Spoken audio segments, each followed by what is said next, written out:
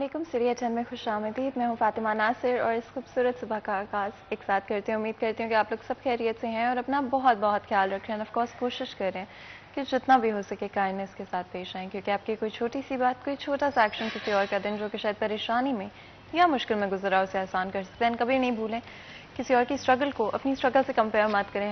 ہر کسی کی لائف میں اپنی طرح کی اسٹرگلز ہوتی ہیں اور ہر کسی کی زندگی کی اپنی ایک پیس ہوتی ہے, اپنا ایک وقت ہوتا ہے ہر چیز کے ہونے کا. اس لیے کبھی بھی یہ مت سوچیں ارے اس کے پاس تو یہ ہے, میرے پاس ابھی تک یہ کیوں نہیں ہے, میں گریجویٹ ہو گیا یا میری نوکری نہیں لگی ابھی تک یا میرا بزنس ابھی تک نہیں چل رہا. ہر چیز کو وقت لگتا ہے اور ہر کسی کو اپنا وقت لگتا ہے. اس لیے کبھی بھی کسی اور کی خوشیوں کو دیکھ کے یا سوشل میڈیا کو دیکھ کے اپنے آپ کو کم مت سمجھیں, اپنی زندگی کو کم مت سمجھیں. اور آج کل تو یہ زیادہ مشکل ہو گیا بیکاز سوشل میڈیا ہر جگہ پر ہمیں نظر آ رہا ہوتا ہے اور ہمیں یہی ہوتا ہے کہ نہیں ہم ابھی تک یہاں کیوں نہیں پہنچے, ہماری زندگی میں یہ کیوں نہیں ہوا, یہ اچیومنٹ کیوں نہیں کر پائے ہم لوگ, یہ سٹیج کیوں نہیں آئے. لیکن کبھی بھی کمپیریزن مت کریں اپنی زندگی کا کسی اور کی زندگی کے ساتھ اور آگے بڑھتے رہیں. کسی کی بات اچھی نہیں بھی لگتی ہے کہیں پر تو تھوڑی دیر کے لیے اپنے آپ کو سچویشن سے دور کریں, تھوڑا سا کام ڈاؤن ہو اور پھر جا کے سچویشن سے ڈیل کریں. پروگرام کا آغاز کرتے ہوئے سب سے پہلے بات کرتے ہیں فیصل آباد شہر کے موسم کے صورتحال کے حوالے سے. اگر میں بات کروں زیادہ سے زیادہ ٹمپریچر کی تو 38 ڈگریز رہے گا. اسی کے ساتھ کم سے کم ٹمپریچر 22 ڈگریز رہے گا. آپ کو پتہ ہے کہ گرمی شدت سے پڑ رہی ہے, اسے باہر نکل رہے ہیں تو ہائیڈریٹ رکھیں اپنے آپ کو اور سر کو لازمی طور پہ کور کر کے باہر نکلیں. اور 4 بجے تک اگر آپ کہیں بھی جا رہے ہیں تو سن اسکرین کا لازمی طور پر استعمال کریں.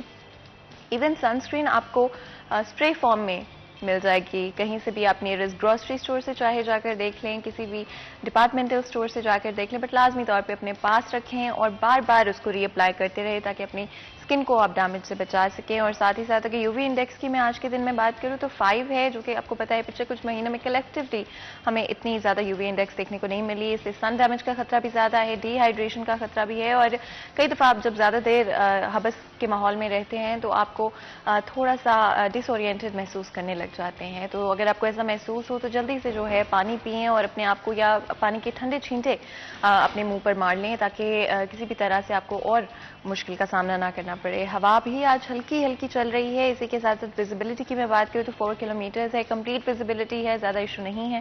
پھر بھی کہیں اگر آپ جا رہے ہیں تو تیز رفتاری مت کریں. اگر آپ کو دیر لگ بھی رہی ہے تو چلتے رہیں, آگے فون کر کے بتا دیں کہ آپ تھوڑا لیٹ ہو جائیں گے. لیکن لازمی طور پہ نہ اپنی جان کو رسک کریں نہ کسی اور کی جان کو رسک کریں. اور ساتھ ہی ساتھ اگلے 10 دن میں بارش کے اس وقت کوئی امکانات نہیں ہیں, لیکن آپ کو پتہ ہے کہ فیصل آباد شہر کا موسم بہت انپریڈکٹیبل ہے اور کبھی بھی چینج ہو جاتا ہے. اس لیے کوشش کرتے رہیں کہ کہیں بھی اگر آپ کو لگتا ہے زیادہ دھوپ ہے, زیادہ گرمی ہے تو تھوڑا سا جو ہے اپنے آپ کا خیال رکھنے کی کوشش کریں. اور اپنے ارد گرد کے لوگوں کا بھی, کسی کو پانی کا گلاس پلا سکتے ہیں تو زیادہ چیز تو نہیں ہوتی لیکن بہت بڑی بات ہوتی ہے کسی اور کے لیے. اور ساتھ ہی ساتھ آپ کو پتہ ہے ہر دن کا آغاز ایک پازیٹیو تھاٹ, ایک پازیٹیو میسج کے ساتھ کرتے ہوئے ایک دن ایک نیکی میں مفتی احمد علی ہمارے ساتھ موجود ہیں. چلتے ہیں ان کے پاس. نحمده ونصلي على رسوله الكريم اما بعد. میرے دوستوں, بزرگوں, بھائیوں, میری بہنوں, مرحوم کے مال کے ساتھ جو تیسرا حق متعلق ہوتا ہے وہ ہے وصیت. اور وصیت 1/3 میں نافذ ہوتی ہے, 1/3 میں نافذ ہوتی ہے. اور وصیت ورثاء کے حق میں نافذ العمل نہیں ہوگی رسول اکرم صلی اللہ علیہ وسلم کی حدیث کی وجہ سے, الا لا وصیت لوارث. تو اس لیے میں بھائیوں, مرحوم کے مال کے ساتھ سب سے پہلے تجہیز و تکفین, پھر اس کے بعد اس کا قرض ادا کیا جائے گا, پھر اس کے بعد 1/3 میں وصیت نافذ کی جائے گی. وہ وصیت جو جائز ہو, ناجائز وصیت پہ عمل نہیں کیا جائے گا. اللہ رب العالمین مجھے بھی آپ کو بھی ان احکامات پر عمل کرنے کی توفیق عطا فرمائے. وآخر دعوانا ان الحمد للہ رب العالمین. اسی پیغام کے ساتھ آج کے دن کا آغاز کرتے ہیں. اور جس طرح سے میں پہلے کہہ رہی تھی کہ ہمیشہ کوشش کریں کہ اپنے آپ کو ایز اے پرسن چینج کرتے رہیں, گرو کرتے رہیں وقت کے ساتھ ساتھ. ہر ڈفرینٹ وقت کے لیے ایک ڈفرینٹ طرح کا مائنڈ سیٹ ضروری ہوتا ہے. اس لیے کبھی بھی تبدیلی سے مت گھبرائیں, چینج سے مت گھبرائیں اور چینج کو امبریس کریں. اور کبھی بھی کوئی کسی کی عادت اچھی لگتی ہے, بات اچھی لگتی ہے, اس کو اپنی زندگی میں ایڈ کریں. 21 دن لگتے ہیں کسی بھی نئی ہیبٹ کو ڈیولپ کرنے میں, جس کے بعد وہ آپ کی ڈیلی روٹین کا حصہ بن جاتی ہے. تو اپنے آپ کو وقت دیں اور کہیں پر بھی کوئی اچھی हैबिट आप नई डेवलप करना चाहते हैं, कोई अच्छी चीज़, इंप्रूवमेंट, पॉजिटिविटी अपनी ज़िंदगी में लेकर आना चाहते हैं, तो उसको हमेशा ऐड करते रहिए। मत सोचें जी अब तो बहुत लेट हो गया, अब क्या फ़ायदा होगा। बहुत फ़ायदा होगा, और स्पेशली अगर सेहत से रिलेटेड कोई नई हैबिट हो तो और भी ज़्यादा अच्छी बात है। चाहे वो हम कोई नई एक्सरसाइज अगर आप स्टार्ट करने वाले हैं, या अपनी डेली रूटीन में एक्सरसाइज नहीं करते हैं और एक्सरसाइज करना चाह रहे हैं, उसको ऐड करें। 5 से 10 मिनट वॉक कर लिया करें, नेचर में वक्त गुजारें, और कोशिश करें। रात के वक्त तो मौसम भी कतरन बेहतर होता है, तो इसलिए 5 से 10 मिनट वॉक की जा सकती है। नेचर में वक्त गुजारें और अपने प्यारों के साथ वक्त गुजारने की लाजमी तौर पे कोशिश करें, और कभी भी चेंज से घबराएं नहीं, चेंज को एम्ब्रेस करें और वक्त के साथ साथ बदलते रहें। बिकॉज जिंदगी में अगर एक चीज़ कांस्टेंट है और तो कोई चीज़ कांस्टेंट नहीं है, एक चीज़ कांस्टेंट है वो सिर्फ और सिर्फ चेंज है। इसी के साथ आपको पता है हमारी हमेशा कोशिश रहती है कि फैसलाबाद शहर के डिफरेंट इश्यूज़ के हवाले से ज़रूर बात करें, और डिफरेंट कॉन्टेक्स्ट में आज हम बात करेंगे। लेकिन क्योंकि अभी तक हमारे एक मेहमान पहुंच नहीं पाए हैं, उनका हम इंतज़ार करते हुए ऐसा करते हैं, हमारे साथ जो मेहमान मौजूद हैं उनसे बातचीत शुरू करते हैं, अपने डिस्कशन को आगे बढ़ाते हैं। सबसे पहले हम बात करेंगे ई कॉमर्स के हवाले से, और क्या हो रहा है आजकल फैसलाबाद की इंडस्ट्री में, क्या इश्यूज़ हैं जो लोगों को पेश आ रहे हैं। हमारे साथ शिराज भट्ट मौजूद हैं जो कि हमारे सीनियर रिपोर्टर हैं। शिराज, आपको वेलकम करते हैं शो में, बहुत बहुत शुक्रिया हमें ज्वाइन करने के लिए। और शिराज, जैसे कि मैं बात कर रही थी कि ई कॉमर्स आजकल स्पेशली बहुत ज़्यादा बढ़ रहा है, ग्रो कर रहा है पाकिस्तान के अंदर भी। एक वक्त ऐसा था कि हम ऑनलाइन शॉपिंग को बहुत ही अनरिलायबल समझते थे, लोग ऑनलाइन शॉप नहीं करना चाहते थे, बट वो चीज़ हमने कोरोना के दौरान स्पेशली चेंज होती हुई देखी है, और नई एक मार्केट डेवलप हुई है ई कॉमर्स के लिहाज से। फैसलाबाद शहर की बात करें तो कहाँ पे हम ई कॉमर्स में स्टैंड करते हैं, और क्या इश्यूज़ हैं जो कि नए एंटरप्रेन्योर्स को फेस करने पड़ रहे हैं? बिस्मिल्लाहिर्रहमानिर्रहीम। बहुत ही बेहतरीन टॉपिक का इंतखाब किया आपने, और ई कॉमर्स इस वक्त हमारी वक्त की ज़रूरत है। अगर हम कोविड के हवाले से देखें तो 2019 से लेके 2022 तक जो आपकी जो मॉल्स हैं और जो शॉपिंग सेंटर्स हैं वो बहुत ज़्यादा मुतासर हुए हैं। आपने देखा है कि वहाँ पर किराए बढ़ गए थे और लोगों के पास इतने पैसे नहीं थे कि वो किराए दे सकें, और वहाँ पर कस्टमर्स का जिस तरह से फ्लो था वैसा नहीं रहा। और उसकी वजूहात में सबसे बड़ी वजह जो है वो यके बाद दीगर लॉकडाउन का होना है। जो लॉकडाउन होते थे बार बार और अनाउंसमेंट होती थी 4 महीने के लिए, 2 महीने के लिए, 10 दिन के लिए। तो अगर आप 1 महीने का सपोजिटली 2.5 लाख रुपए रेंट दे रहे हैं किसी एक अपनी शॉप का, और आपकी शॉप एक बड़ी एक वेल नोन किस्म के एक बहुत बड़े प्लाजे के अंदर है, एक मॉल के अंदर है, और आप वो 2.5 लाख रुपया आप रेंट अदा कर रहे हैं और 10 दिन के लिए लॉकडाउन लग जाता है, तो आपके लिए वो इसी तरीके से जैसे आपका 2.5 लाख में से 1 लाख रुपया ज़ाया गया। ठीक है, तो ये ऐसा होता आया है, और यही वजह है कि ऑनलाइन शॉपिंग को फ़रोग मिला। लोग घरों पे बैठ के जो ख़रीदारी करना थी, इवन के ग्रोसरीज भी घरों के ऊपर आना शुरू हो गई, और लोग होम डिलीवरी ग्रोसरीज भी करना शुरू हो गए। और ये मार्ट्स वालों ने भी शुरू कर दिया काम कि वो होम डिलीवरी ग्रोसरीज की भी उन्होंने शुरू कर दी। ई कॉमर्स के हवाले से खास तौर पर बात करें तो गवर्नमेंट ऑफ पाकिस्तान ने इस दफ़ा 2022 के लिए 5 अरब रुपए का टारगेट सेट किया है फॉर द ई कॉमर्स। अब 5 अरब रुपए का टारगेट कुछ सोच के सेट किया है, और इसको अचीव भी करना है, और हम अचीव कर लेंगे। मुझे लगता है हम इससे ज़्यादा अचीव कर लेंगे, जिस तरह कि हमारे एंटरप्रेन्योर्स अभी हैं, जिस तरह से हमारा Faisalabad chamber of commerce industry की जानिब से एक बहुत बड़ी इकनॉमिक कॉन्फ्रेंस भी करवाई जा रही है। उस इकनॉमिक कॉन्फ्रेंस का भी मकसद ये है कि बिजनेस की नई राहें खोली जाए, क्योंकि 2020 के बाद से जिंदगी चेंज हो चुकी है। Life is not what it used to be, it's different, और हमें डिफरेंट सिनेरियो से सोचना है। अब किस तरह से बिजनेस को लेके चलना है, उसी तरीके से एक सेट पैटर्न नहीं है कि 8 बजे दुकान खोली, शाम 7-8 बजे बंद कर दिया, और जितनी गाहकी हो गई या जितने पैसे इकट्ठे कर लिए घर चले गए। नहीं, हमें बिजनेस की नई डायमेंशंस को जो है वो देखना है, और उनके ऊपर क्या काम करने की जरूरत है ये देखना है। और इसको देखने के लिए ही फैसलाबाद चैम्बर की जानिब से इकनॉमिक कॉन्फ्रेंस करवाई जा रही है कि ई कॉमर्स में आपके जो ऑनलाइन शॉपिंग के अंदर, स्टोर्स के अंदर कितना बेनिफिट है और उससे किस तरह से कमाया जा सकता है।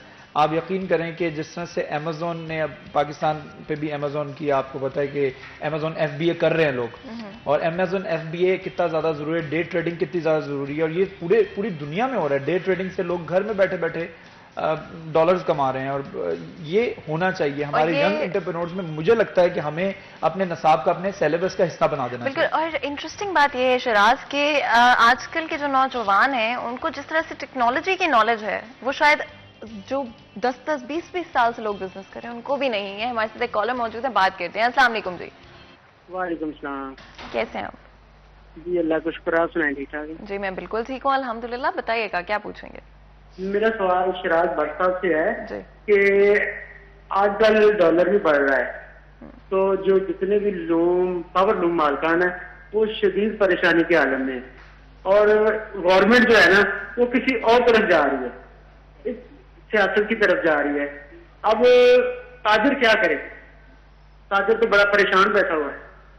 بالکل جی، بہت بہت شکریہ کال کرنے کا. اور آپ نے بالکل صحیح کہا، ہمارے پہلے شوز میں بھی شراز ہم اس بارے میں بات کر چکے ہیں کہ کرنٹلی ملک کی جو پولیٹیکل انسٹیبلٹی ہمیں نظر آ رہی ہے، اور جہاں پر اپوزیشن ایک طرف نو کانفیڈنس ووٹ کا چانس بھی نظر آ رہا ہے، بڑی ہی پولیٹیکلی انسٹیبل سچویشن ہے جس کا اثر ہماری اکانومی پر بھی ہوگا اور ہماری انڈسٹری اور بزنسز پر بھی ہوگا. کتنا یہ پوٹینشلی آگے چلتے ہوئے ایشو بن سکتا ہے تاجروں کے لیے؟ دیکھیں ان کا ہے، لیکن اس میں ہمیں ٹیکنالوجی شفٹ کو بھی دیکھنا ہوگا. ہم دنیا بھر میں دیکھ رہے ہیں کہ اس وقت ٹیکنالوجی شفٹ ہو رہی ہے اور لوگ جو ہے وہ شٹل لیس لوم سے ایئر جیٹ لوم کی طرف جا رہے ہیں. تو ہم صرف گورنمنٹ کے اوپر ریلائی نہیں کر سکتے، ہمیں خود بھی تھوڑا سا اس میں ایک جدید ٹیکنالوجی کی طرف جانا ہوگا، اور ٹیکنالوجی شفٹ کی جو نیچر ہے اس کو جیسے میں نے پہلے بتایا کہ سمجھنا ہوگا کہ 2018-19 کے بعد سے اب لائف بالکل چینج ہو چکی ہے. ہمیں کسی اور پیٹرن سے بزنس کرنا ہے، ہمیں کسی اور پیٹرن سے سوچنا ہے، بزنس کی سوچ بھی چینج کرنی ہے. ہماری بزنس کی سوچ بھی ہماری 2018-19 سے چینج ہو چکی ہوئی ہے. اب ہمیں اگر آپ لوم میں لگا رہے ہیں تو صرف لوم میں لگانا ہی جو ہے وہ کارآمد نہیں ہوگا. لومیں لگانی ہے، کون سی لگانی ہے؟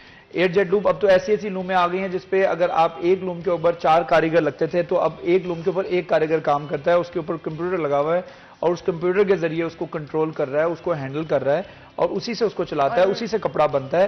وہ سب کچھ مطلب آٹومیٹک ہوتا چلا جا رہا ہے نا. تو اب یہ ٹیکنالوجی شفٹ کو سمجھنے کی بہت زیادہ ضرورت ہے. بالکل، اور جس طرح سے ڈائمینشنز چینج ہو رہی ہیں اسی کے ساتھ ہمیں بھی بدلنے کی ضرورت ہے، اور انڈسٹری کو بھی اپ ٹو ڈیٹ ہونے کی ضرورت ہے. ہمارے ساتھ ہمارے جو مہمان جو میں نے مینشن کیا تھا وہ اب ہمیں جوائن کر رہے ہیں. اسلم بھلی صاحب ہمارے ساتھ موجود ہیں جو کہ صدر سپریم انجمن تاجران ہیں. آپ کو ویلکم کرتے ہیں شو میں. بہت بہت شکریہ آج ہمیں جوائن کرنے کے لیے اور ہمارے لیے وقت نکالنے کے لیے. بڑا ہی امپورٹنٹ ٹاپک ہے. تاجروں کی بات کریں تو تاجروں کا بڑا کنٹریبیوشن ہے ہماری اکانومی کے اندر، اور ہماری ہمیشہ کوشش ہوتی ہے ان کے مسائل کو ہائی لائٹ کریں. اگر آپ تھوڑا سا بریفلی بتائیں اس وقت جہاں پر ایک طرف ملک کے بدلتے ہوئے پولیٹیکل صورتحال ہے، کیا اثر ہو رہا ہے تاجروں پر اور انڈسٹری پر؟ بسم اللہ الرحمن الرحیم. سب سے پہلے تو جی 41 کا شکریہ. گزشتہ 3-3.5 سال سے پہلے ہی ہماری اکانومی جو ہے اس کا بیٹھا ہوا ہے. ہمارے پاس کاروبار کرنے میں جو مشکلات ہیں وہ غالباً پہلے کبھی بھی نہیں تھیں. ہاں تاجر طبقہ تو بیچارہ پہلے ہی پسا ہوا ہے اور ہمیشہ ہر دور میں مشکلات کا شکار رہا ہے کسی نہ کسی شکل میں، کسی نہ کسی حوالے سے. یہ بھی سچ ہے کہ اس ملک کی تعمیر و ترقی میں جتنا بڑا کردار تاجروں اور انڈسٹریلسٹ کا ہے وہ کسی اور کا ہو ہی نہیں سکتا. ہم ہر قسم کے رفاہی ادارے چلاتے ہیں، ہم اس ملک کو رن کرتے ہیں، ہم لے کے چلتے ہیں، ہم جاب کریٹ کرتے ہیں جو کہ حکومت کسی بھی شکل میں کبھی بھی نہیں کر سکتی. یہ میں پوری ذمہ داری سے کہہ رہا ہوں. مگر اس کے باوجود مشکلات جو ہیں وہ بڑھتی ہی گئیں. یعنی 75 سالہ دور میں آپ دیکھ لیں، پہلے دن سے جب پاکستان بنا تو حضرت قائد اعظم کی سب سے پہلے جو مجلس پاکستان بنانے کے بعد جب تنخواہیں بھی نہیں تھیں تو وہ ہمارے انڈسٹریلسٹ تھے ادھر کراچی کے اور تاجر تھے جنہوں نے ہمارے ملک کی اس وقت کے جو بیوروکریٹس بنے تھے ان کی تنخواہیں ادا کی تھیں. تاجروں کا کردار تو ویلڈ ہے، اپنی جگہ پہ مسلمہ ہے، اس میں کوئی شک والی بات نہیں ہے. کسی بھی جگہ پہ کوئی حکومتی نمائندہ کاش کسی وقت ہمارے ساتھ بیٹھا ہو آپ کے پروگرام میں، وہ ہمیں بتائے کہ انہوں نے تاجروں کو فیسیلیٹیٹ کہاں کیا، کیسے کیا اور کس طرح کیا. یہ جتنی پالیسیاں بنتی ہیں نا، یہ ہمارے رونے کے بعد، ہمارے دکھڑے سنانے کے بعد، پھر اس کے بعد کچھ نہ کچھ ضرور. اچھا، اگر یہاں پہ ہمارے پرائم منسٹر بیٹھے ہوں تو کیا کہیں گے ان سے آپ؟ یہ ان کو میں یہی کہوں گا کہ خود اپنے اوپر نظر دوڑائیں، خود احتسابی کریں، خود اپنے پالیسی ساز جو ان کے ہیں، جو ان کے ارد گرد بیٹھے ہوئے ہیں، ان کے اوپر نظر دوڑائیں، بجائے اس کے کہ لوگوں کے اوپر تنقید کرنے کے خود اپنی ٹیم کے اوپر تنقید کریں، ٹیم اپنی کو چیک کریں. اچھا، اگر اس حکومت کی بات کریں اور پچھلی حکومتوں کی بات کریں تو تاجر کہاں پہ بہتر ہیں؟ میں کوئی چونکہ سیاسی آدمی نہیں ہوں، سیاسی گفتگو نہیں کروں گا. نہیں انڈسٹری کے حوالے سے مگر یہ بات تو طے ہے کہ ہر دور، یعنی پچھلا ان سے مسلم لیگ نون کا دور دیکھ لیں، پیپلز پارٹی کا دور دیکھ لیں، مشرف کا دور دیکھ لیں، ضیاء الحق کا دور دیکھ لیں، کسی دوسرے ڈکٹیٹر کا دور دیکھ لیں، وہ سارے کے سارے دور اس دور سے بہرحال بہتر تھے. اچھا. یوٹیلٹی سٹور، چونکہ میرا فوڈ سٹف سے کے بزنس سے میرا تعلق ہے، ایک یوٹیلٹی سٹور کا ادارہ ان سے نہیں چل پا رہا. 8.5 ارب روپے کا ابھی بھی انہوں نے جو رمضان پیکج میں جو ابھی انہوں نے اناؤنس کیا ہے، اور ابھی وہ آیا نہیں ہے. ابھی مجھے لگ رہا ہے کہ ڈسکشن کہیں ہمارا پالیٹکس پہ نہ چلا جائے اور تاجروں کے مسائل اور اسپیشلی جو اکنامک کانفرنس اس وقت چل رہی ہے اس کے بارے میں بات کرنا بھی بہت ضروری ہے. لیکن کیونکہ بریک کا وقت ہو رہا ہے، چھوٹا سا بریک لیتے ہیں. کہیں مت جائے گا، ہمارے ساتھ رہے گا.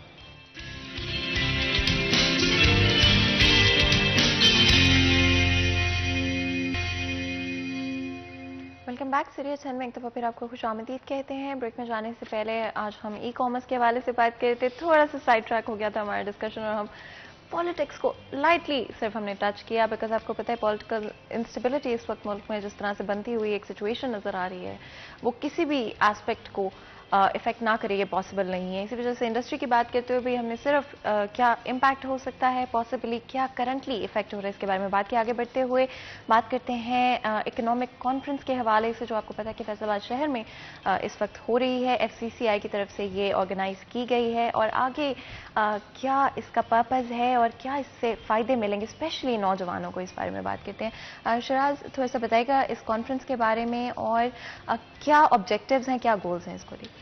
دیکھیں، اس کا مین ایجنڈا جو ہے اس کانفرنس کا وہ تو یہی ہے کہ پاکستان کے اندر مینوفیکچرنگ کو فروغ دیا جائے. پاکستان میں مینوفیکچرنگ ہو نہیں رہی. ہم لوگ اگر کوئی garment supposedly garment export oriented company ہے تو وہ اگر گارمنٹ ایکسپورٹ کرتی ہے تو وہ گارمنٹ کا سارا را مٹیریل جو ہے وہ باہر سے امپورٹ کرتی ہے. پہلے بٹن سے لے کے اس کی زپ سے لے کے اس کے کئی اسٹف کا حصہ جو ہے وہ ہم 60% امپورٹ کرتے ہیں پہلے. دین اس کو پھر میڈ اپ گارمنٹس کی طرف لے کے جاتے ہیں. پھر دین وہ میڈ اپ گارمنٹ جب تیار ہو جاتے ہیں دین وہ ایکسپورٹ ہوتے ہیں. تو ہمیں وہ بڑا کاسٹ افیکٹ ہوتا ہے. ہمارے پاس کئی فوڈ آئٹمز ایسی ہیں جو بلی صاحب اس کو سیکنڈ کریں گے کہ جو کہ سٹورز کے اندر موجود ہیں اور جو کہ ہم امپورٹ کرتے ہیں اور ان کی پرائس اتنی زیادہ ہے کہ عام بندہ تو اس کو افورڈ کر ہی نہیں سکتا. ٹھیک ہے نا، اس کو تو آپ بھول جائیں. سپوزلی کچھ اسپریڈز ہیں اور کچھ کھانے پینے کی چیزیں ہیں. تو ہم پاکستان کے اندر مینوفیکچرنگ کس طرح کر سکتے ہیں، پاکستان کے اندر مینوفیکچرنگ کو کس طرح سے فروغ دیا جا سکتا ہے تاکہ ہمارا امپورٹ کا گراف تھوڑا سا ڈاؤن ہو اور لوگ ہم سے ایکسپورٹ جینونلی ایکسپورٹ کرنا شروع ہوں. ہم ایکسپورٹ تو کر رہے ہیں، ویل اینڈ گڈ، ہماری ایکسپورٹ بڑی اچھی جا رہی ہے، گراف اوپر جا رہا ہے، very nice, we appreciate it. لیکن اس کے ساتھ ساتھ آن دی ادر ہینڈ ہمارے پاس جو ہماری امپورٹ ہیں وہ بھی ہسٹری کی جو ہے وہ بلند ترین سطح پر پہنچ چکی ہیں، جس کی وجہ سے ٹریڈ ڈیفیسٹ جو ہے وہ بڑھتا چلا جا رہا ہے. جو ٹریڈ ڈیفیسٹ بڑھے گا تو obviously ملک کے اوپر قرضے بڑھیں گے. تو ہم نے کرنا کیا ہے، ہم نے بزنس کے نئے ڈائمنشنز، نئی راہیں جو ہیں وہ ہموار کرنی ہے. کون کون سی ایسی ڈائمنشنز ہیں جن کو ایکسپلور کیا جا سکتا ہے سپوزٹلی خاص طور پر مینوفیکچرنگ کے اندر. مینوفیکچرنگ اگر آپ یہیں پہ مینوفیکچر کر رہے ہیں تو پھر آپ کو وہی بٹن جو کہ آپ امپورٹ کر رہے ہیں وہ آپ کو چیپ پڑے گا نا. ایک سمپل فارمولا ہے. اگر وہی آپ زپ منگوا رہے ہیں وہ آپ کو اگر سپوزٹلی 200 روپے کی امپورٹ کر رہے ہیں، یہاں پہ آپ کو 20 روپے میں بن رہی ہے.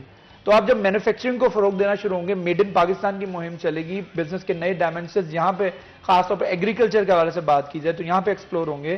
تو obviously ہماری مینوفیکچرنگ بڑھنے کے ساتھ ساتھ ملکی معیشت جو ہے سارا جو ریونیو جنریٹ ہوگا وہ ملک کے اندر رہے گا، نہ کہ آپ امپورٹ کریں گے اور سارا پیسہ باہر بھیجیں گے. ہاں اینڈ بالکل آپ نے شراز بہت بہترین طریقے سے بتایا. بھلی صاحب آپ بھی تھوڑا سا بتائیے گا کیا ایکسپیکٹیشنز ہیں اس کانفرنس کو لے کر اور اسپیشلی نوجوانوں کے لیے کیا آبجیکٹو سیٹ کیے ہوئے ہیں؟ میں یہ سمجھتا ہوں یہ بہت بڑا ایونٹ ہونے جا رہا ہے اور اس کی بہت پہلے ضرورت تھی جو کہ ہم شاید لیٹ ہیں. ہونا چاہیے. اور جس طرح شراز صاحب نے کہا کہ جو ہمارے فوڈ سٹف کے بزنس ہیں، یہ آپ نے سنا ہوگا کہ کاجو ہمیں آتا ہے جو وہ سارا انڈیا سے آتا ہے تھرو دبئی. اچھا، میں حیران ہو گیا کل سن کے کہ کاجو انڈیا کی پیداوار نہیں ہے. انڈیا بھی افریقہ سے، ویتنام سے لے کے اس کو پروسیس کر کے تھرو دبئی ہمیں واپس بیچتا ہے. تو کیوں نہیں ہم خود افریقہ سے، ویتنام سے منگوا کے اس کو پروسیس کر سکتے؟ یہ جس طرح انہوں نے کہا کہ ہم بٹن جو ہے وہ خود کیوں نہیں بنا سکتے. اسی طرح ایک کلونجی آتی ہے، وہ ہماری ایک کھانے کی آئٹم ہے جس کا قرآن پاک میں بھی ذکر ہے، جو شفا ہے اللہ کے فضل و کرم سے ہمارے لیے. وہ جو ہے وہ بھی باہر سے کہیں سے آتی ہے، اور ٹرکی جو ہے وہ اس کو منگوا کے پروسیس کر کے صاف کر کے اور ہمیں بیچ رہا ہے. ہم خود ان ملکوں سے منگوا کے اس کو کیوں نہیں کرتے؟ یہ چھوٹے چھوٹے جو پروجیکٹ ہیں یہ ہم کر سکتے ہیں. ہماری کسی نے آج تک توجہ ہی نہیں دلوائی ادھر.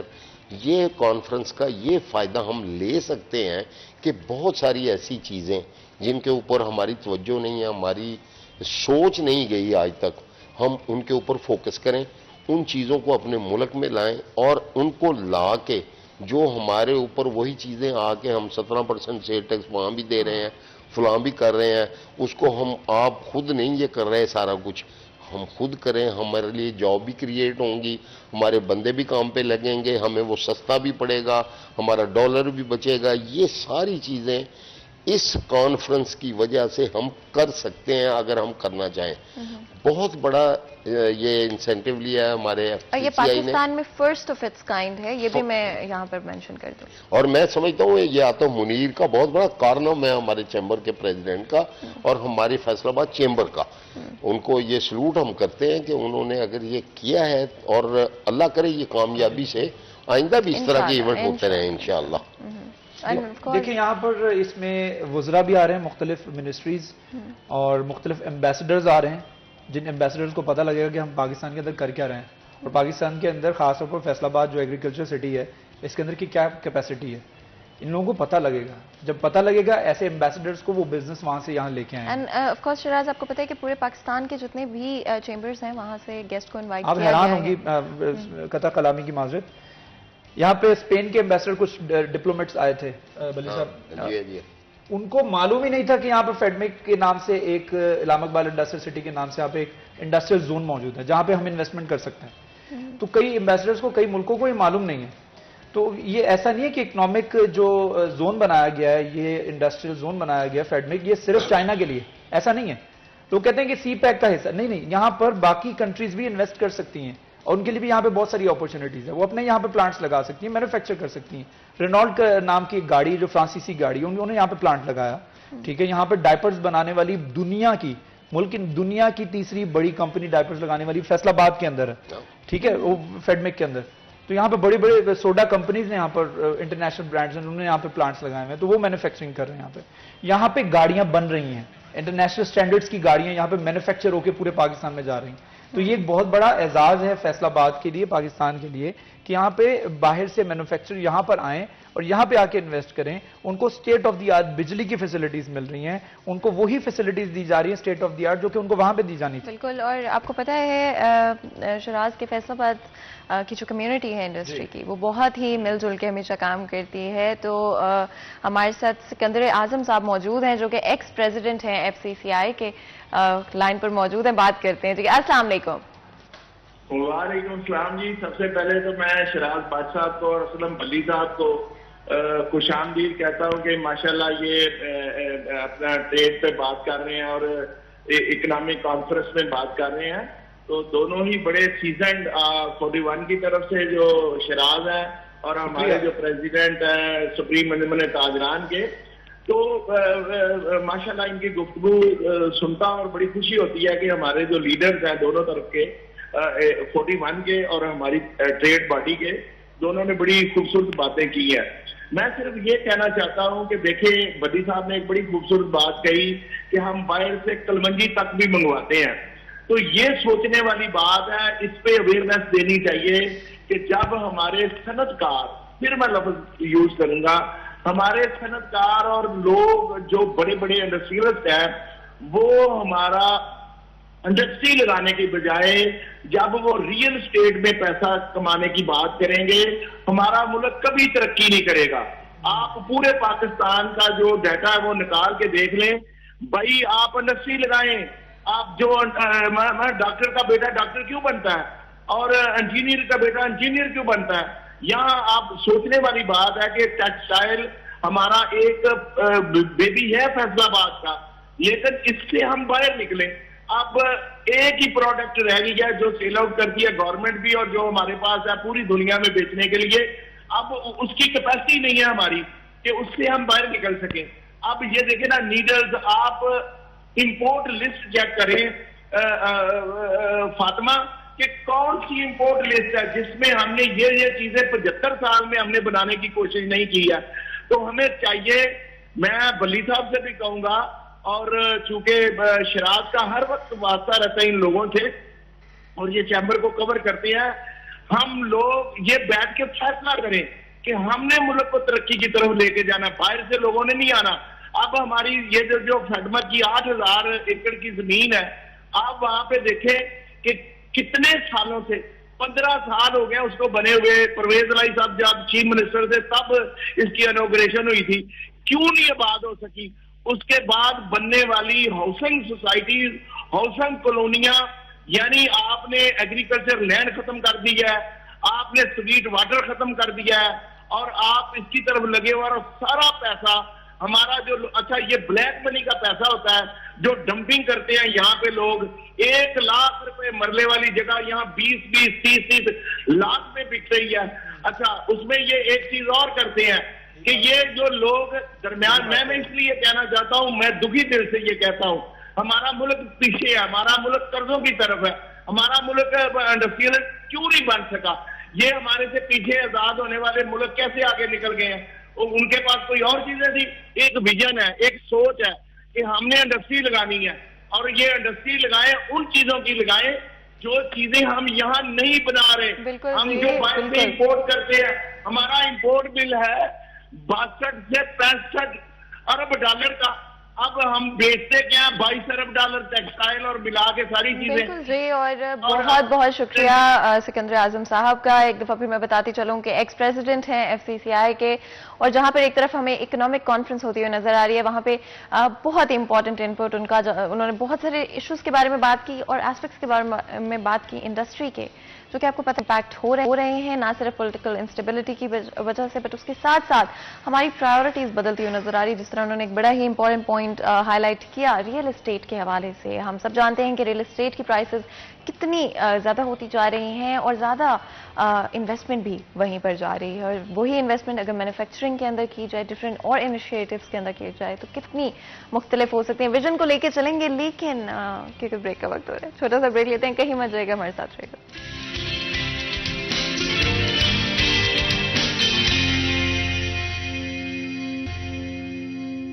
Welcome back. سیریس این میں ایک دفعہ پھر آپ کو خوش آمدید کہتے ہیں. بریک میں جانے سے پہلے آج بہت سارے ڈفرینٹ ایسپیکٹس کے بارے میں ہم بات کر پائے، اینڈ آف کورس آپ کو پتہ ہے کہ بریک میں جانے سے پہلے ہماری ایکس پریزیڈنٹ FCCI سکندر اعظم صاحب سے بھی بات ہوئی، جنہوں نے کچھ ہائی لائٹ کیے پوائنٹس. اور میں چاہتی ہوں بریفلی اگر آپ اس پہ کامنٹ کریں، وقت ہمارے پاس بہت کم ہے. انہوں نے مینشن کیا آف کورس انڈسٹری کی صورتحال اور کس طرح سے ریئل اسٹیٹ میں تو پیسہ لگایا جا رہا ہے، لیکن انڈسٹری کی طرف اور مینوفیکچرنگ کی طرف ہم نہیں آ پائے. بسم اللہ الرحمن الرحیم. بات یہ ہے کہ جو رانا سکندر اعظم صاحب نے کہا، انہوں نے بالکل ٹھیک نشاندہی کی ہے. ہماری مہم میں سے جو پیسہ نکل کے جو ریئل اسٹیٹ میں جا رہا ہے، وہ ہمارے لیے بہت نقصان دہ ہے. پیسہ رول ہوتا ہے تو جاب کریٹ ہوتی ہیں، تو ملک ترقی کرتا ہے، معیشت چلتی ہے تو پھر پاکستان چلتا ہے. وہ ساری کی ساری چیزیں رکی پڑی ہیں. ہماری بلیک اکانومی ہے، 80% ہمارے پاس بلیک کا پیسہ ہے. اس کو اگر ہم نے چلانا ہے، اس پیسے سے ہم نے اپنے ملک میں ترقی کی راہیں کھولنی ہے، تو پھر ہمیں اپنی جو پالیسیز ہیں FBR کی اور ٹیکس پالیسی، اس کو ٹھیک کرنا پڑے گا. ہمیں اس پیسے کا کوئی فائدہ نہیں جو ایک سائڈ پہ ہو گیا. واقعی 5 لاکھ مرنے والی جگہ جو ہے وہ 25 لاکھ روپے تو ہو گئی، اور ہم نے جنگل بنا دیا کنکریٹ کا جو ہے وہ اس طرح کر کے، تو ہم نے گرین ایریا سارا ختم کر دیا، جس کی وجہ سے ہمیں آنے والے دنوں میں فوڈ سیکورٹی کے مسائل بھی جو ہے وہ بھی پیدا ہو سکتے ہیں. یہ ساری چیزیں دیکھنے والی بات ہے. اور ہمارے FBR کو چاہیے کہ ہمیں جو ہمارا سیل ٹیکس ہے، جس کی طرف ہمارا اصل فوکس ہونا چاہیے، اس کو سنگل ڈیجٹ کریں، لوگوں کو فیسیلیٹیشن دیں. باتیں تو ہمارے پرائم منسٹر صاحب بھی روز کرتے ہیں، وزیر خزانہ صاحب بھی کرتے ہیں، اور FBR بھی کہتے ہیں کہ جی ہم بہت زیادہ فیسیلیٹیشن دے رہے ہیں تاجروں کو. کچھ نہیں ہو رہا. 7% سیل ٹیکس ہونا چاہیے 17% کی بجائے. اور یہ جو جگہ جگہ POS لگا رہے ہیں، یہ اس کا کوئی فائدہ نہیں ہے. یہ کرپشن کا گڑھ ہے. جیسے یوٹیلٹی سٹور کرپشن کا گڑھ ہے. میں بار بار کہتا ہوں پالیسیاں وہ بنائیں جو لوگوں کو، عوام کو، تاجروں کو جس کا واقعی فائدہ پہنچے. یہ فائدہ پہنچانے والی چیزیں نہیں ہیں. اور جس طرح میرے بھائی اسکندر اعظم نے کہا، انہوں نے بالکل ٹھیک نشاندہی کی ہے. پیسوں کو آنا چاہیے. اب میں ایک مثال دینے لگا ہوں کہ 20 لاکھ روپے، 24 لاکھ، 25 لاکھ روپے مرلے والی جگہ جب رجسٹری ہوتی ہے، جس کو ہم بے نامہ کہتے ہیں، وہ 4 لاکھ روپے مرلے پہ ہوتی ہے. اس میں تو ویسے ہی کروڑ روپے والی رجسٹری 20 لاکھ روپے میں ہو رہی ہوتی ہے. تو اس میں جو 80% ہماری بلیک اکانومی ہے، وہ تو ویسے اس میں پیسہ بلیک جو ہے وہ چھپ جاتا ہے. تو یہ ساری چیزیں دیکھنے والی، سوچنے والی ہیں. ہمارے پالیسی سازوں کو اس کے اوپر دیکھنا چاہیے، غور کرنا چاہیے. پیسوں کو کھولنا چاہیے، معیشت کو کھولنا چاہیے. پابند کر کے کبھی کاروبار نہیں چلتے. اچھا، پالیسیز کے حوالے سے کہاں پہ لیک کر رہی ہے ہماری گورنمنٹ، اور کیا کبھی بات چیت ہوئی ہے آپ کے درمیان؟ لائز آن نہیں ہے، بیٹھتے نہیں ہیں، اسٹیک ہولڈر کو ساتھ نہیں لیتے. میں ہمیشہ کہتا ہوتا ہوں رائٹ مین رائٹ جاب والا فلسفہ اس حکومت کے پاس نہیں ہے. یہاں پہ بیٹھنا چاہیے. یہ جب بھی بیٹھے ہیں انڈسٹریلسٹ کے ساتھ بیٹھے ہیں، بالکل بیٹھے ہیں، وہ ہمارے بھائی ہیں، ان کی وجہ سے یہ ملک چل رہا ہے. مگر جو چھوٹا تاجر ہے جس کی وجہ سے سب کچھ چلتا ہے، بالکل سب سے زیادہ امپیکٹ ہو رہے ہیں. شراز، آپ بھی ذرا کامنٹ کیجیے گا پالیسیز کے حوالے سے کیا کرنے کی ضرورت ہے اور کیسے دیکھیں، ناٹ بینگ پولیٹیکل، لیکن جو گورنمنٹ پالیٹکس سے ہٹ کے، لیکن جو پچھلی گورنمنٹ تھی وہ حقیقی طور پہ تاجروں کے ساتھ بیٹھتی تھی، ان کے مسائل سنتی تھی. ایٹ لیسٹ ہر ہفتے ہمارے یہاں پہ اراکین اسمبلی جو ہیں وہ تاجروں کے ساتھ جا کے 4 گھنٹہ گھر میں ملاقاتیں کرتے تھے. میں اس کا گواہ ہوں، میں نے ان کو کوریج دی ہوئی ہے. تو ان کے ایم این اے، ایم پی ایس جو ہیں وہ آتے تھے اور ان کے بلانے پر ان کی بات سنتے تھے، ان کی سنوائی ہوتی تھی اور بات اوپر تک پہنچتی بھی تھی. اور جو ود ہولڈنگ ٹیکس کا معاملہ لے لیں یا جو بینکوں کے ساتھ پرابلمز رہی ہیں تاجروں کی، وہ معاملات حل ہوئے ہیں اور وہ حل اسی طریقے سے ہوئے، ٹیبل پہ بیٹھ کے ہوئے. تو تاجروں کو، جو چھوٹے تاجر ہیں نا، ان کو خصوصی طور پر اعتماد میں لینے کی بہت زیادہ ضرورت ہے. گزشتہ 3 سال سے جب سے گورنمنٹ آئی ہے تب سے لے کے اب تک آج تک چھوٹے تاجروں کے ساتھ ایک بھی ملاقات پرائم منسٹر کی نہیں ہوئی. Not a single one. یا وزیر خزانہ کی نہیں ہوئی، یا ایڈوائزر ٹو پرائم منسٹر کی نہیں ہوئی. تو مطلب یہ بہت زیادہ ضروری ہے کہ اس کے اوپر فوکس کیا جائے. یہ چھوٹے تاجر عمومی طور پر ان کو نظر آ رہا ہے، کیونکہ ہمارا فوکس زیادہ، جب ایکسٹریم ایک طرف آپ چلے جاتے ہیں تو پھر آپ دوسری چیز کو مس کر دیتے ہیں. تو آپ وہ ایکسٹریم اپوزٹ مطلب ہو جاتا ہے. جب ایکسپورٹ کی طرف صرف دھیان رہے گا تو پھر چھوٹے تاجر اور ایس ایم ای سیکٹر جو ہے وہ نگلیکٹ ہوگا. تو ان کو نگلیکٹ کرنے کی ضرورت نہیں ہے، ان کو اوپر بھی توجہ دینے کی ضرورت ہے، ان کو بھی اسٹیک ہولڈرز کو بھی اعتماد ملنے کی ضرورت ہے. اس میں لوکل باڈیز نہ ہونے کا بھی حصہ تھا؟ اگر ایک ورڈ میں آپ آنسر دیں. بالکل، یہ بھی حصہ تھا، ظاہری بات ہے، لیکن اراکین اسمبلی خاص طور پہ اس میں بڑا کردار ادا کر سکتے ہیں. بالکل، بہت بہت شکریہ آپ دونوں کا آج ہمیں جوائن کرنے کے لیے اور اتنی اچھی ڈسکشن کے لیے. آئی تھنک بہت انٹرسٹنگ رہا آج کا ڈسکشن اور بہت سارے ڈفرینٹ ایسپیکٹس کے بارے میں ہم بات کر پائے. یہاں پر ایک چھوٹا سا بریک لیں گے، کہیں مت جائے گا، ہمارے ساتھ رہے گا.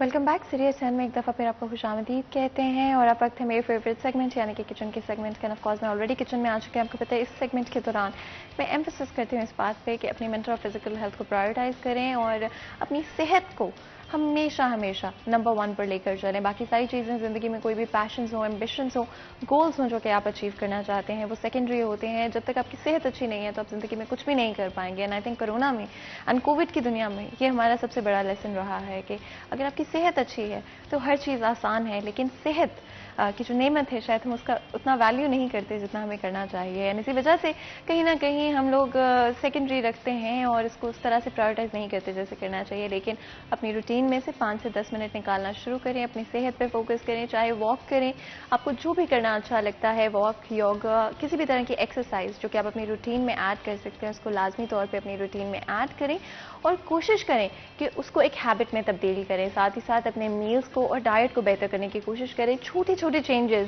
سے ہم اپنی صحت کو امپروو کر سکتے ہیں. فار ایگزامپل اگر آپ ویجیٹیبلز اپنی ڈائٹ میں ایڈ کر لیں، یا پھر آف کورس آپ کو یہ بھی پتا ہوگا کہ کوکنگ آئل کا انتخاب کسی بھی ڈش کو پریپیئر کرنے میں بڑا امپورٹنٹ ہوتا ہے. تو صحیح کوکنگ آئل کا استعمال کریں. اگر میں بات کروں سلوا کی تو 100% ویجیٹیبل آئل سے اس کو تیار کیا جاتا ہے. سلوا بنانے والوں کا یہ دعویٰ ہے کہ پام، کنولا، سویابین اور کاٹن سیڈ آئل کا اس کے اندر استعمال کیا گیا ہے. ساتھ ہی ساتھ سلوا بنانے والوں کا یہ بھی دعویٰ ہے کہ vitamin A and vitamin D کا پرفیکٹ مکسچر اس کے اندر موجود ہے. ساتھ ہی ساتھ اومیگا بھی سلوا کے اندر موجود ہے. تو آپ اپنی کوئی بھی ریسیپی اگر تیار کر رہے ہیں تو بڑے آرام سے آپ سلوا کا استعمال کر سکتے ہیں. پھر چاہے آپ اسے بیک کر رہے ہیں، ایئر فرائی میں بنا رہے ہیں، یا پھر آف کورس ہماری ٹریڈیشنل ریسیپیز، کلچرل ریسیپیز جو کہ عرصوں سے ہماری सरजमीन पर चली आ रही हैं, हमारे सब कॉन्टिनेंट में चली आ रही हैं, उसको आप रिक्रिएट कर रहे हैं या फिर उसके ओरिजिनल वर्जन में आप बनाने की कोशिश कर रहे हैं, तो बड़े आराम से आप सलवा का इस्तेमाल करते हुए उसको बना सकते हैं। और ऑफ कोर्स आपको पता है कि हर कोई चाहता है कि वो फिट भी हों, साथ ही साथ उनको मज़े मज़े के खाने जो हैं वो स्किप ना करने पड़े। और अगर आप पंजाबी हैं, फैसलाबादी हैं, फिर तो आप बिल्कुल भी खाने के बगैर नहीं रह सकते मेरी तरह। तो उसमें सबसे बेहतर ऑप्शन यही होता है कि आप लो इन कैलोरी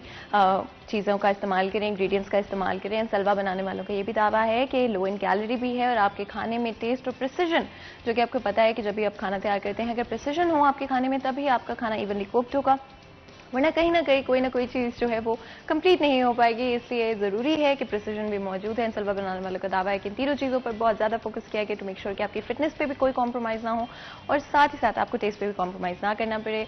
और जिस तरह से मैं कहती कि छोटी छोटी चेंजेस आपकी डाइट के लिए बहुत बेहतर हो सकते हैं, जिस तरह से आप सिर्फ और सिर्फ थोड़ी सी वेजिटेबल्स को ऐड कर लें अपनी डाइट के अंदर। और गर्मियाँ जिस तरह से बढ़ती जा रही हैं, प्यास ज़्यादा लगती है, हाइड्रेट रहने की कोशिश करें और अपने आप को ज़्यादा से ज़्यादा आप पानी पिएं, पानी का इस्तेमाल करें। अगर पानी नहीं दिल कर रहा तो कोई ना कोई ठंडी ड्रिंक जो है लाजमी तौर पे उसका इस्तेमाल कर सकते हैं।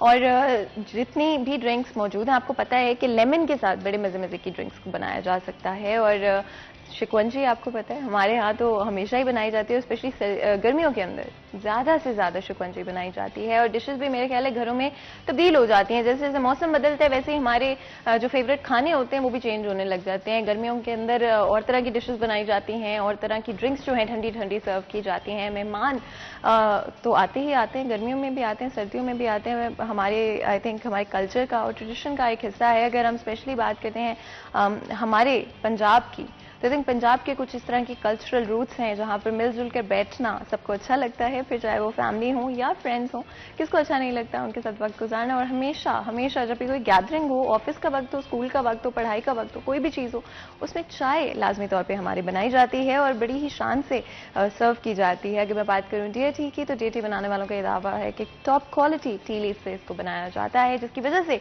पत्ती एक्सट्रीमली फाइन होती है। साथ ही साथ DAT की 2 क्वालिटीज़ मार्केट में अवेलेबल हैं, जिसमें एक्सट्रीम क्वालिटी पैकिंग जो कि येलो कलर की पैकिंग अवेलेबल है, जिसका मतलब है कि अगर आप थोड़ी कम पत्ती वाली चाय पीना पसंद करते हैं तो आप इस्तेमाल कर सकते हैं। साथ ही साथ DAT दाने वाली, जो कि ऑफकोर्स अगर आप थोड़ी तेज़ पत्ती वाली चाय पीना पसंद करते हैं तो आप इस्तेमाल कर सकते हैं। साथ ही साथ ग्रेट वैल्यू पैक भी अवेलेबल है। एंड ऑफकोर्स आपको पता है कि जब भी हम ग्रॉसरी शॉपिंग करने जाते हैं तो बचत एक बड़ा अहम हिस्सा होता है हमारी शॉपिंग का, और हम देख रहे होते हैं कि कहाँ से हम बचत ऑफर्स जो हैं वो हासिल कर सकें। बिकॉज कभी भी ग्रॉसरी शॉपिंग ग्रॉसरी तक महदूद नहीं होती, हमेशा हमारी कोई ना कोई ऐसी चीज़ होती है जो कि महीने के एंड पे हमने सोचा होता है कि खरीदनी है, या फिर हम प्लान कर रहे होते हैं कि अच्छा जी पैसे जमा करेंगे और फिर 1-2 महीने के बाद खरीदेंगे। और लाजमी तौर पे जब भी आप कोई बचत ऑफर देखते हैं तो उससे आपका थोड़ा सा जो सेविंग्स है वो आसान हो जाती है। DAT ने इसी चीज़ को जहन में रखते हुए ये बचत ऑफर आप लोगों को दिया है। और साथ ही साथ स्पेशली अगर हम बात करें किसी भी चाय की, तो 3 चीज़ें बड़ी ज़रूरी होती हैं, जिसमें खुशबू, टेस्ट और ऑफकोर्स टेक्सचर शामिल है। DAT बनाने वालों का ये दावा है कि तीनों चीज़ों पर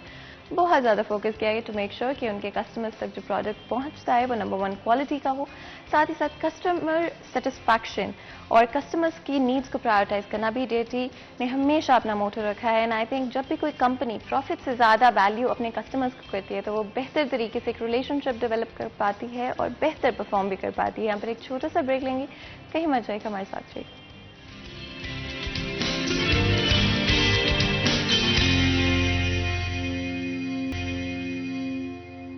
वेलकम बैक। सीरियस चैन में एक दफ़ा फिर आपको खुशामदीद कहते हैं। आपको पता है कि जुमे के दिन हमारी हमेशा कोशिश होती है कि जितना भी हो सके अपने मज़हब के हवाले से बात करें, इस्लाम के हवाले से बात करें और अपने अल्लाह ताला से और भी करीब हो जाए। हमारे प्यारे नबी सल्लल्लाहु अलैहि वसल्लम की ज़िंदगी से जितना कुछ सीख सकते हैं वो सीखें और उनकी ज़िंदगी गुजारने का जो तरीका था उसके हिसाब से अपनी ज़िंदगी को गुजारने की कोशिश करें। मुमकिन तो नहीं कि हम उनके करीब करीब भी पहुंच सकते हों, लेकिन हमेशा हमेशा हमारी कोशिश होती है कि हम जितनी आप लोगों को इन्फॉर्मेशन प्रोवाइड कर सकें ताकि आप लोग अपनी ज़िंदगी को उसी तरह से गुजार सकें और हम भी कोशिश कर सकें कि बेहतर मुसलमान बन जाएं, बेहतर इंसान बन जाएं। और आज हमारा टॉपिक स्पेशली शब बारात के हवाले से होगा। आपको पता है कि हमेशा इतने गुनाहगार लोग हैं हम, और गुनाह हम सबसे होते हैं, कुछ जाने में और कुछ अनजाने में, और हमेशा अल्लाह ताला की ज़ात माफ़ करने वाली है। हम अल्लाह ताला से माफ़ी मांगने की हमेशा कोशिश करते हैं, लेकिन क्या तरीका है کس طرح سے ہم شب بارات کو بہتر طریقے سے عبادت کر سکتے ہیں، اور ہمیشہ ہمیشہ یہ چیز دھیان میں رکھنی چاہیے کہ جس طرح سے ہمارے پیارے نبی صلی اللہ علیہ وسلم اپنی زندگی میں عبادتیں کیا کرتے تھے، اسی طرح سے ہم بھی کوشش کریں اور ان چیزوں کو پرائیورٹائز کریں اپنی زندگی کے اندر. اور ہمارے ساتھ بہت ہی خاص مہمان آج ہمیں جوائن کریں اسٹوڈیو میں آج اس ٹاپک پہ بات کرنے کے لیے. ہمارے ساتھ سید علامہ حسن مجتبیٰ ترمذی صاحب موجود ہیں، جو کہ ناظم اعلیٰ ادارہ جامعۃ القرآن پروگرامز ہیں. آپ کو ویلکم کرتے ہیں شو میں، بہت بہت شکریہ آج ہمیں جوائن کرنے کے لیے اور اس امپورٹنٹ ٹاپک پہ بات کرنے کے لیے. اپنے ڈسکشن کو شروع کرتے ہوئے سب سے پہلے تو شب بارات قرآن اور حدیث کی روشنی میں اگر آپ تھوڑا سا بتائیں. بسم اللہ الرحمن الرحیم، الحمدللہ رب العالمین وعلی آلہ و اصحابہ اجمعین، اما بعد. بسم اللہ الرحمن الرحیم، وما ارسلناک الا رحمۃ للعالمین، صدق اللہ العظیم. ان اللہ و ملائکتہ یصلون علی النبی یا ایھا الذین آمنوا صلوا علیہ وسلموا تسلیما. اللہم صلی علی سیدنا و مولانا محمد وعلی آل محمد. الصلاۃ والسلام علیکہ یا سیدی یا رسول اللہ وعلی آلک واصحابک یا سیدی حبیب اللہ. آج عالم اسلام کے لیے بڑا اہم، امپورٹنٹ اور خاص دن ہے. آج 14 شعبان ہے اور آج کی جو رات ہے وہ 15 شعبان کی رات ہے. اللہ تعالیٰ کا اس کائنات کو تخلیق بنانے کے بعد جو سب سے بہترین اعلیٰ نبی جن کے صدقے کائنات بنی اور جو گھرانہ پیتر پاک کا سب سے اعلیٰ ہے، وہ امام الانبیاء علیہ السلام کی ذات ہے. آپ پروردگار دو عالم کی تخلیق میں سب سے پہلے اور سب سے اعلیٰ اور ہر چیز آپ کے صدقہ میں بنی ہے. اب اللہ تعالیٰ نے جب اس کائنات کو بنایا تو اس کائنات میں بہت سی امتیں بنائیں. 1,24,000 نبی و رسول ہے، اور ایسی بھی قومیں ہیں جس کی طرف 1,000 نبی ایک ہی قوم کی طرف آئے. اللہ کے نبی صلی اللہ علیہ وآلہ وسلم آخری نبی ہے اور آپ کی جو امت ہے وہ آخری امت ہے. لیکن اگر آپ قرآن و حدیث پڑھیں اور ہسٹری پڑھیں تو اس میں یہ پتہ لگتا ہے کہ ہماری عمریں سب سے قلیل ہے، تھوڑی ہے. نبی پاک علیہ السلام کی نسبت کی وجہ سے ہم اعلیٰ ہیں تمام امتوں میں، کیونکہ حدیث پاک کا مفہوم ہے کل قیامت کا روز ہوگا. اس لیے ہمیں اول اور آخر کہا جاتا ہے کہ ساری امتیں لائنوں میں جنت جانے کے لیے کھڑی ہوں گی. چاہیے یہ تھا کہ جو پہلے مرا ہے یا پہلے نبی کا امتی ہے وہ پہلے جنت میں جاتا، لیکن قیامت کے روز ایسا نہیں ہوگا. سب سے پہلے ہم جنت میں جائیں گے، نبی پاک علیہ السلام کی امتی، ہمارے بعد پھر کوئی اور جائے گا. اچھا، اب عمریں قلیل ہے.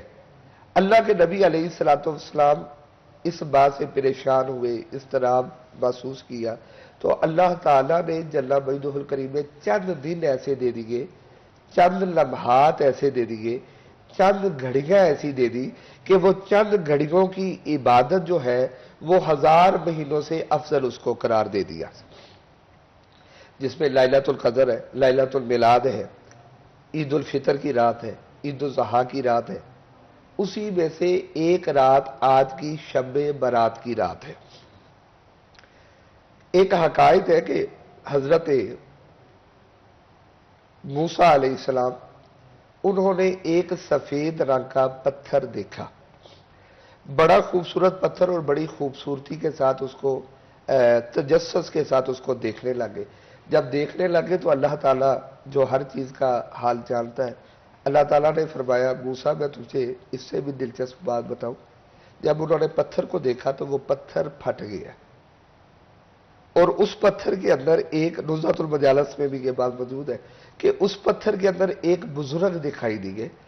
سفید رنگ کا پتھر تھا لیکن ان بزرگوں کے بعد جو عصا تھا وہ سبز کلر کا تھا، اور ان کے پاس ایک انگوروں کی بیل تھی. وہ اللہ کا ذکر کرتے تھے اور وہ انگور وہ تناول فرماتے.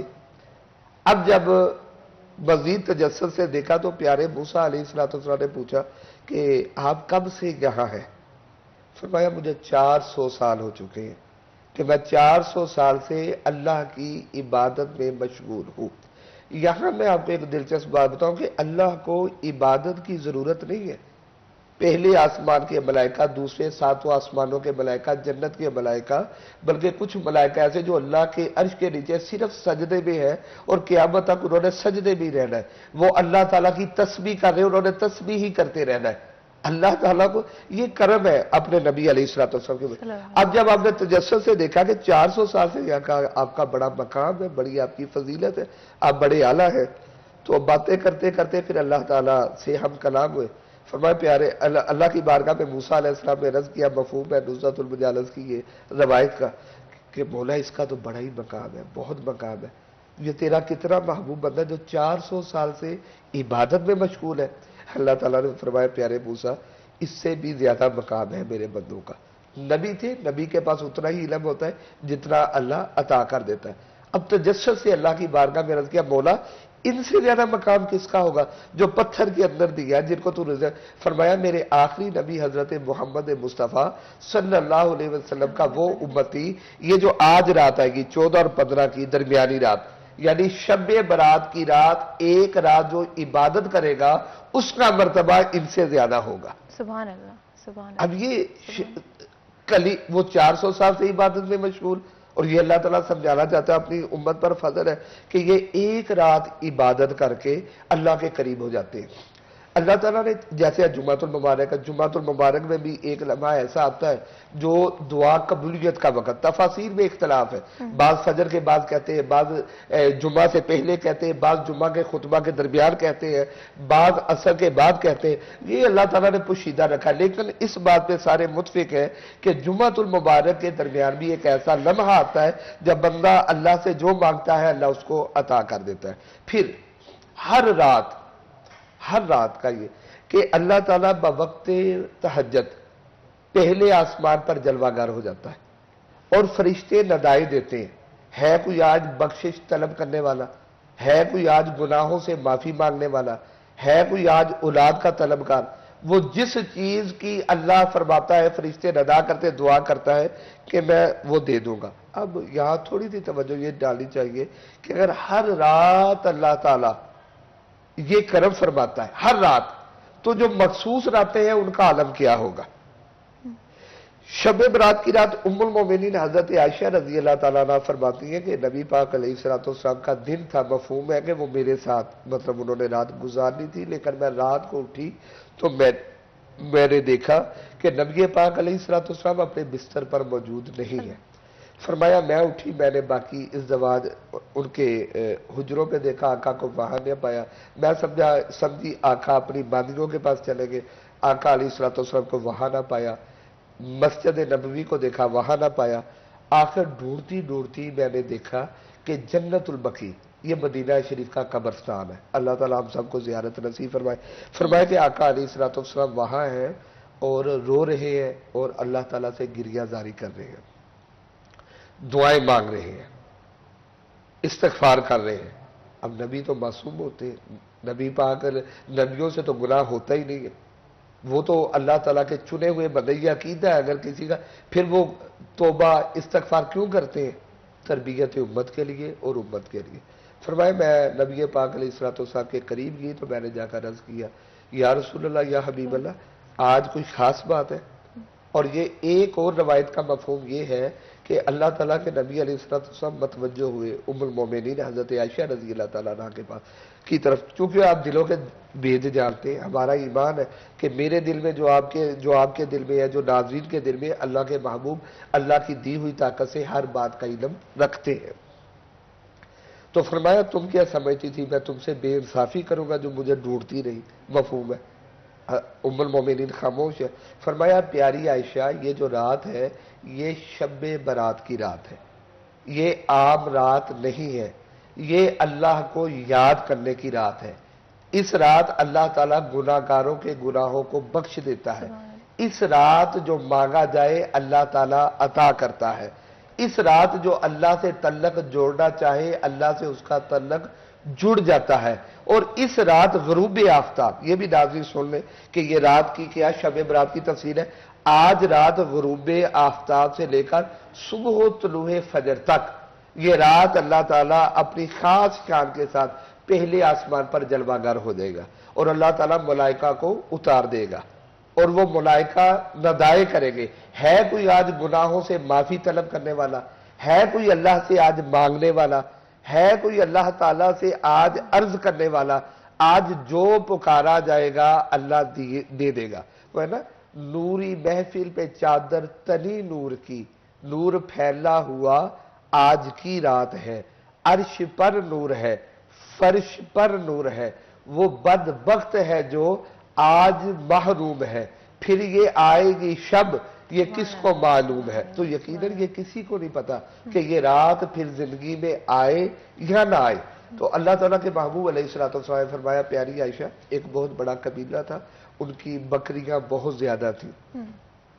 فرمایا اس قبیلے کی بکریوں کے بالوں سے زیادہ، اب بکری کے اور بکرے کے بال گرے نہیں چاہتے، اس سے زیادہ اللہ تعالیٰ آج کی رات گناہگاروں کو بخش دیتا ہے. لیکن ایک اور حدیث پاک کا مفہوم ہے، چند لوگوں کو نہیں بخشنا. یہ ناظرین کے لیے بہت ضروری ہے یہ بات. کون؟ فرمایا قطع تلقی کرنے والے، جادو کرنے والے ایک دوسرے پر، زنا کرنے والے اور شراب پینے والے. دیکھیں اللہ تعالیٰ اس معاشرے کے حسن کو برقرار رکھنا چاہتا ہے. میں اکثر کہتا ہوں لوگوں اس بات کو سنو اور اس اللہ کی رحمت کو سمجھو کہ اگر ایک بندہ کسی بھی مسجد میں، ہم فیصلہ آباد بیٹھے کسی بھی مسجد میں نماز پڑھنے آتا ہے، اگر 50 یا 100 نمازی ایک صف میں ہے تو کوئی نہیں کہہ سکتا کہ وہ رات کہاں گزار کر آیا ہے. رات شب بداری کر آیا ہے، قرآن پڑھ کر آیا ہے، یا ماں باپ کی بے ادبی کر آیا ہے، یا رات کسی گناہ میں گزار آیا ہے. جب ایک ہی صف میں سب کھڑے ہو جاتے ہیں تو کوئی کسی کا نہیں بتا سکتا اس کی رات کیسے گزری ہے، وہ اللہ کو پتا ہے. اللہ کی رحمت نے نبی پاک علیہ الصلوۃ والسلام کی نسبت کی وجہ سے ہر ایک پر پردے ڈال رکھے ہیں، ہر ایک عیبوں پر. پچھلی امتوں پر ایسا نہیں تھا. جب کوئی امتی ایک گناہ کرتا، پہلا پارا آدھے سے آگے جائے، تو صرف ایک قوم کو اللہ نے منع کیا تھا کہ تم نے مچھلیاں ہفتے والے دن نہیں پکڑنی، بس اتنی سی بات تھی. اور جب انہوں نے ہفتے والے دن مچھلیوں کو پکڑ لیا، اللہ تعالیٰ نے اس امت کو بندر کا بنا دیا، شکلوں کو بگاڑ دیا. جو گناہ کرتا ماتھے پر لکھ دیا جاتا، بستی کی بستیاں اللہ تعالیٰ تباہ فرما دیتا، پتھروں کی بارش کرتا، آگ کے گولے برساتا.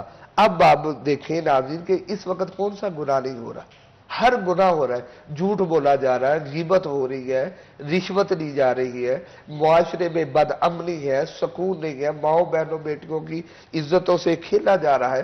بہت برا وقت. لیکن اللہ تعالیٰ کسی کی شکل کو نہیں بگاڑ رہا، اللہ تعالیٰ کسی پر عذاب نہیں لا رہا. کس وجہ سے؟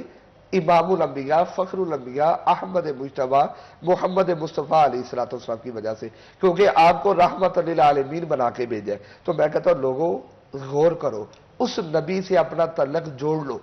یہ خاص دن، کیونکہ اللہ کے نبی علیہ الصلوۃ والسلام نے فرمایا شعبان الشہر منی، یہ شعبان میرا مہینہ ہے، رمضان اللہ کا مہینہ ہے. اور ایک اور حدیث پاک کا مفہوم ہے، میں نے خیر پچھلی نشست میں رجب میں بتایا تھا کہ رجب کا مہینہ پانی بیج بونے کا مہینہ ہے، اور مفہوم ہے کہ شعبان کا مہینہ پانی لگانے کا مہینہ ہے، اور رمضان المبارک کا مہینہ یہ فصل کاٹنے کا مہینہ ہے. کوئی ایسا شعبان المبارک اور شعبان المعظم کا ایسا بابرکت مہینہ کہ اللہ کے نبی صلی اللہ علیہ وسلم کثرت سے اس ماہ روزے رکھا کرتے تھے. کن دنوں روزے رکھنے؟ جی، جو ویسے میرے آقا علیہ الصلوۃ والسلام کا جو معمول تھا، ہر پیر کو بھی اب روزہ رکھا کرتے تھے پورے سال میں. تو آپ سے عرض کی گئی یا رسول اللہ پیر کو کیوں روزہ رکھتے ہیں؟ تو مفہوم ہے فرمایا پیر کو میں پیدا ہوا ہوں اور اپنا میلاد مناتا ہوں. ہر پیر والے دن جمعرات اور جمعہ کو بھی روزہ رکھتے تھے. لیکن ام المومنین حضرت عائشہ رضی اللہ تعالیٰ عنہا فرماتی کہ نبی پاک علیہ الصلوۃ والسلام کو اکثر دیکھا پورا شعبان کا ماہ، پورا ماہ آپ روزے رکھتے تھے، پورا ماہ. سب سے زیادہ جو روزے ہیں رمضان المبارک کے علاوہ آپ اس ماہ میں آپ رکھتے تھے. تو یہ تعلق جوڑنا اور اسی ماہ اور اسی رات جس کو جتنا رزق دینا، یہ تفاسیر میں تھوڑا سا اختلاف ہے. بعض کہتے ہیں اسی ماہ کے اندر اور بعض کہتے ہیں اسی رات کے اندر. یعنی شبان کا ماہ. لیکن علماء کثرت کے ساتھ متفق ہے کہ آج کی ہی رات ہے جس کو پورے سال رزق دینا ہوتا ہے اللہ لکھ دیتا ہے. جس نے پیدا ہونا ہوتا ہے اللہ تعالیٰ آج کی رات لکھ دیتا ہے. جس نے مر جانا ہے اللہ تعالیٰ آج کی رات لکھ دیتا ہے. ایک اور حدیث پاک کا مفہوم ہے, صحابی رسول فرماتے کہ بندہ اپنے بیوی بچوں کے ساتھ لیٹا پلاننگ کر رہا ہوتا ہے کہ میں شاید مفہوم ہے نئی شادی کر لوں گا, میں اپنے بچوں کی شادی کر لوں گا, میں نیا بنگلہ خرید لوں گا, میں نئی گاڑی وغیرہ وغیرہ, وہ پلاننگ کر رہا ہوتا ہے. فرمایا اسے کیا پتا اسی ہی رات اور اسی مہینے اس کی موت لکھ دی جاتی ہے. یعنی ہم پلاننگ تو کسی اور چیز کی کر رہے ہیں لیکن موت ہمیں کیا پتا, ہم نے قبر میں چلے جانا ہے. تو پلاننگ قبر کی کرنی چاہیے, یہ نہیں کہ دنیا نہیں مانگنی چاہیے. ربنا آتینا فی الدنیا حسنۃ وفی الاخرہ, دنیا اتنی مانگے کہ اللہ تعالیٰ میں صحت دے.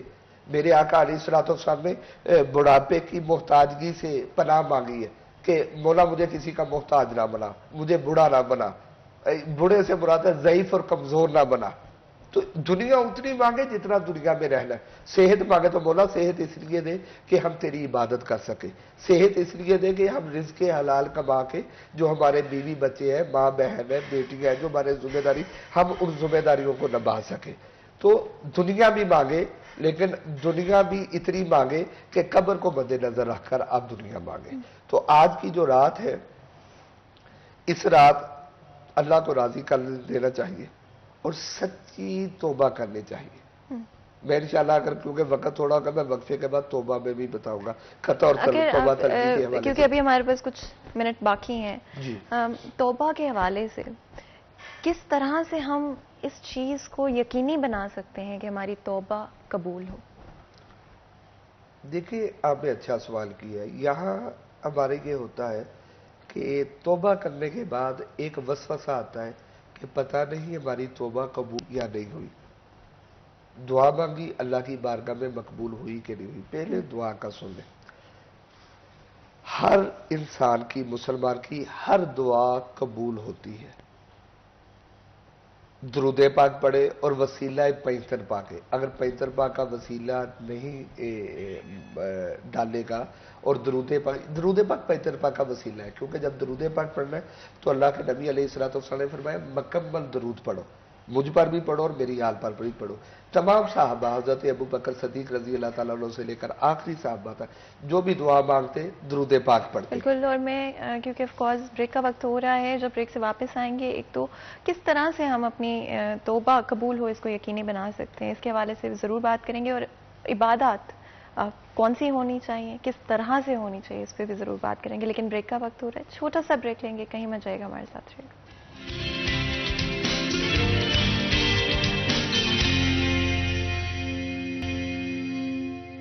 Welcome back. سریہ چند میں ایک دفعہ پھر آپ کو خوش آمدید کہتے ہیں. بریک میں جانے سے پہلے آج شب بارات کے حوالے سے بات کر رہے ہیں. آج کی رات معافی مانگنے کی رات ہے, اور جتنے بھی ہم گناہ کر بیٹھتے ہیں جانتے ہوئے یا نہ جانتے ہوئے, بس اللہ تعالیٰ سے یہی دعا کریں گے کہ ہم سب کو معاف فرمائیں اور ہماری عبادات کو قبول کریں. اور آج کے دن یہی کوشش ہوگی کہ جتنی نالج ہو سکے آپ کے ساتھ شیئر کریں.